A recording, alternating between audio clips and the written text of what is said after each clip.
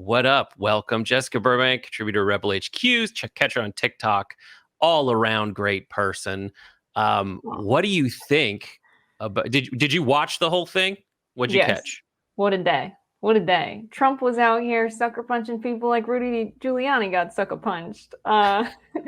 Yeah, violence against the Secret Service agents. We're finding out more and more names of the people who have supposedly convinced Donald Trump to give that speech on the 7th. That's really interesting. Having that list from her: Mark Meadows, Ivanka, Jared Kushner, Eric Hirschman, Pat Cipollone, Pat Philbin, and also Kayleigh McEnany. Damn. And then also Mike Flynn taking the 5th. That's huge as well. Interesting day. Crazy day. Pleading the 5th to a lot of questions. There's a moment where you can tell that Liz Cheney is like, I think he's going to plead the 5th to everything. So I'm going to ask him the question, do you believe in the peaceful transfer of power? And he's like, I think this is a trap. I got duped by Q from QAnon, but I'm not so stupid that I'm going to answer questions here. Yeah. Do you believe in the peaceful transition of power? I'd rather not incriminate myself and say no. So I'm going to take the 5th. Oh my God. I want to play a clip for you and I want you to react. So this is the famous lunchroom scene as relayed to us by Ms. Hutchinson. The valet had articulated that the president was extremely angry at the Attorney General's AP interview and had thrown his lunch against the wall, which was causing them to have to clean up. So I grabbed a towel and started wiping the ketchup off of the wall to help the valet out. And he said something to the effect of, he's really ticked off about this. There were several times throughout my tenure with the Chief of Staff that I was aware of him either throwing dishes or flipping the tablecloth to let all the contents of the table go onto the floor and likely break or go everywhere.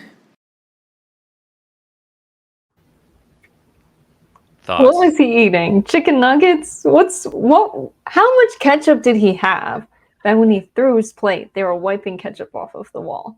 And this was a regular thing. He's like a toddler, honestly. That's it. It was the Mad King.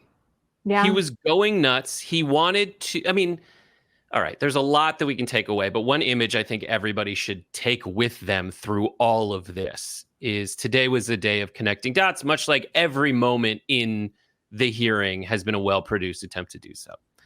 But connect the dots between these two images. One, the video that you saw of Donald Trump finally at the end of it all, after Mark Meadows was like, tell me when someone else besides me gets angry enough.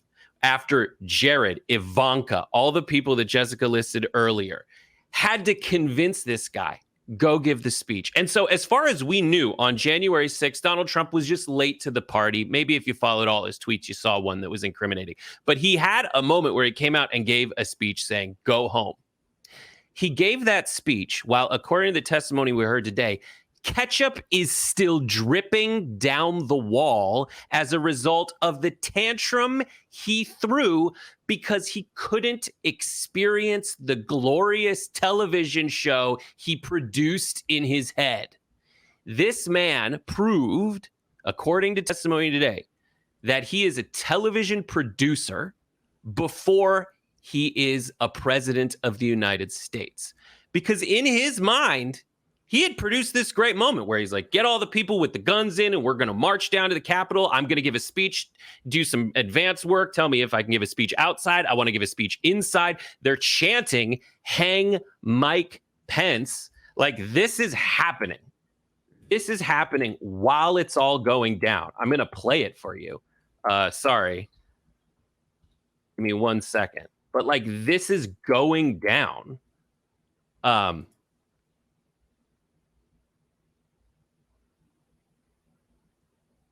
I'm not getting your audio, Brett. I don't know if it's just me. You can't hear it. Sorry, let me do that. There we go.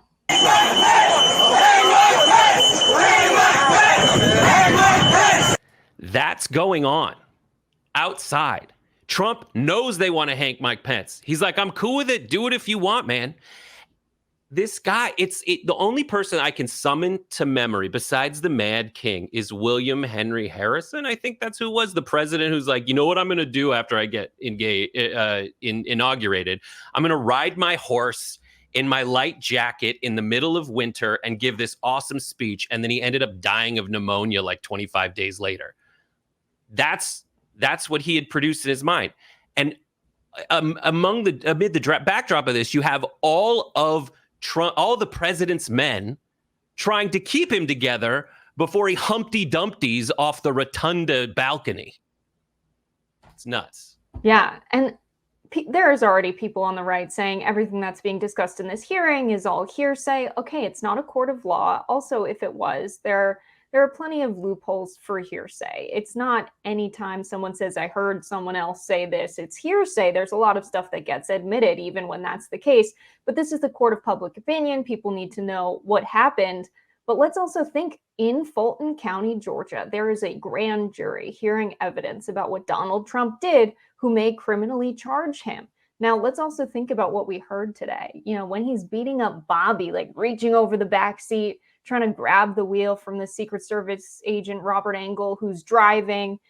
The reason the Secret Service agent is so reluctant to take him to the Capitol is because they knew that people had AR-15s. They knew that these people could get violent. They knew that these people had weapons. And so a lot of pundits have said, you know, maybe we'll get him on some conspiracy charges, but insurrection's really hard to prove. Yeah, we haven't had something like this happen ever in the United States, where you have a president trying to support a violent coup. He clearly knew it was violent and wanted to go anyway. They're not going to hurt me. He doesn't care if his Secret Service agents are at risk, Mike Pence is at risk, his cabinet's at risk. He was totally fine with this getting violent. And the reason insurrection is hard to prove is because you have to prove that this was significantly violent, which it was, and we know it was, and he wanted it to go down anyway. I hate to be the guy who does this, but the next question is, you know, does it matter? Is anything going to change? What's your gut on that? You know, I'm optimistic about what's going on in Fulton County, Georgia, for one reason, and it might be, you know, silly to hinge on this one anecdote. But the attorney who's on the case there with the grand jury right now, where they're just presenting evidence, and these people will decide whether or not to pursue criminal charges against Donald Trump. Her father was affiliated with the Black Panthers, and she said that he fought for his right to vote, and she takes this very seriously. And she's optimistic about what the jury looks like. She says it's as diverse as our country. That makes me really excited. Do I think anything's going to come out of DC from this? I'm not optimistic about that. I think if Trump gets nailed down with criminal charges and ever ends up in an American prison, it's going to be because he gets charged in a place like Fulton County. I'm not optimistic anything's going to happen in DC, though. You're not optimistic Garland's going to bring any... What is the main factor you think going through Merrick Garland's head right now as to whether to surface or bring charges? Honestly, knowing that he's subpoenaed some stuff and raided some folks. I have no idea. We didn't need to wait for a committee to do this for criminal charges to come forth. The committee is doing this maybe because there haven't been criminal charges, but I think the committee is mostly doing this, you know, to show the American public what happened, especially because this was something that deeply affected a process that takes place on the floor of Congress. But this is not a criminal hearing, right? People are saying this is kangaroo court, whatever. It's not a criminal hearing. It's about, you know, public opinion. And so Merrick Garland, I think, should have charged Donald Trump a long time ago if he was going to. If there were going to be criminal charges against Donald Trump, Merrick Garland's been doing next to nothing about this. And so, you know, I don't even think he's really deeply thinking about it. But we do have FBI agents going and raiding these guys' houses, right? So maybe there's something going on, right? They believe there's significant evidence of a crime there. Why did it take this long? It shouldn't have taken this long if they were really serious about criminally prosecuting Trump. I don't know. It all to me points to midterms. It points to having some kind. I mean, the problem is against the backdrop of this. I think they're trying to disqualify Trump. They're going to see. I mean, it doesn't hurt to bring up public opinion. A lot of people who are saying there's hearsay, I think you can also factor in the political calculations of the people who are making this testimony. These are, you're counting how many rats got off the ship. My favorite, the most hilarious images are the broken IKEA plates. Like at the same time, like Scaramucci was like taking White House plates, and he wanted to save all these as he was getting ushered out after his 5 minutes as press secretary. Trump, he's like, his heart's got to be most broken today that Trump's just breaking all those things. He's like, oh, that was more I could steal on my way out. But the most hilarious image to me is picturing Meadows triangulating nonchalantly on a sofa. Like the way she describes him is his reaction to everything is, I want to make sure that there are crazier people than me for when this all goes ass up or whatever. And a lot of it's like, tell me when Trump gets upset. He was originally, according to Hutchinson, the guy who was kind of advocating for this deflect and blame Antifa for it. That came up today. Like, oh, just say it was Antifa. Meadows sitting on the couch playing Candy Crush and checking his texts from Chip Roy and Mike Lee, who are like, please, please do something. He's like, I'm not going to go tell Trump that. I want more people to tell before I get off my ass. And then you get McCarthy calling in to CBS News being like, get him out. I need everybody to leave. But then he also needs to know that people are crazier than him and that people are saner than him, because he wants the sane people to keep Trump from ruining America. And he wants the Merrick Garlands of the world to have bigger fish to fry who are doing dumber stuff. That's what I got from it. Absolutely. I think you're right that it's political as well, right? When you have half of the country, Republicans in the country really believing that this hearing shouldn't even be happening, that this hearing's ridiculous. That's really scary. I mean, is that a factor when you're the attorney general of a country? Because if they detain Donald Trump, you're going to have the same Republicans that are terrified of federal power, right? States' rights. They're so afraid that federal power grows in this country. Of course, they're making speeches about the left wanting to give the federal government more power, which of course we don't want the neoliberal people in power, gaining even more power. We want a democracy by and for the people. But it's very clear when you interact with members of the right, this is precisely what they are afraid of. What will they do if Trump is indicted? Is that a consideration? Is it a security concern? Are they avoiding a civil war? That might sound dramatic and inflammatory, but I think honestly, they're thinking about this. There are people that are still super angry about this and feel like their government's getting away from them in a different direction that people on the left feel the government's getting away from them. And, we're at a time where everyone's talking about states' rights, and it's insane. It's insane that members of the right supported this guy who's trying to coup the government, okay? They want minority rule.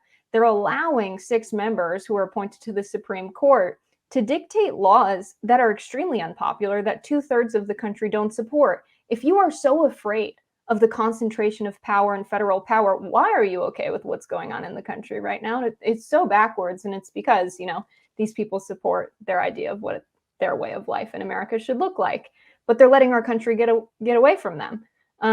But yeah, I think those people are very angry and also very confused, and they might resort to violence if Trump is detained on criminal charges federally. On Big Rick Energy last night, he watched the Jordan Klepper interviews with people at a Trump rally where Klepper brings up here, he plays for them. Like, here is Ivanka Trump saying the election wasn't stolen. Here is Bill Barr saying the election wasn't stolen. Here is Ivanka Trump saying she believes Bill Barr, the election wasn't stolen, and they don't know what to do. It's like, I'm also watching Westworld right now, and I'm watching them like short out and go back into the reveries. It's really, really, really it's an amazing time. I love that. Yeah. I'd love to go to these protests, the counter protests right now, and just ask people, so you think this should go back to the states? Yes. You believe states should have more power? Yes. Okay, great. Do you want to give your state senator and state legislator, your representative, a shout out right now? What are their names? And just watch them fumble. They don't actually care about state government. That's not what this is about. I love getting them in the gotcha moments. Yeah. Speaking of gotcha moments, we got you right where we want you, because I'm going to tell you about all the cool stuff that's coming up on TYT later today.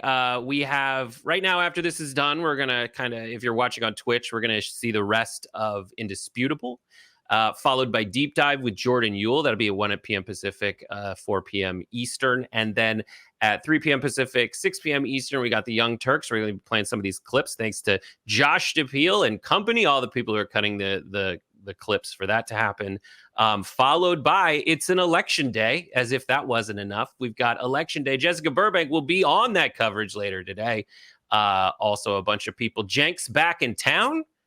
He's been gone for a week. Those of you who are longtime fans of TYT will know that when he gets gone for a week, he comes back not only with a lot to say, but always with news that waited till he was gone to break. So he has a lot of thought on, he hasn't chimed in on Roe versus Wade, Dobbs decision. He hasn't chimed in on this. He's been watching a lot of this. So that followed by the election coverage. Jessica, any other final thoughts on the hearings today? No final thoughts. I'll see you all tonight. Awesome. Thanks for watching. Thanks for liking and sharing the stream.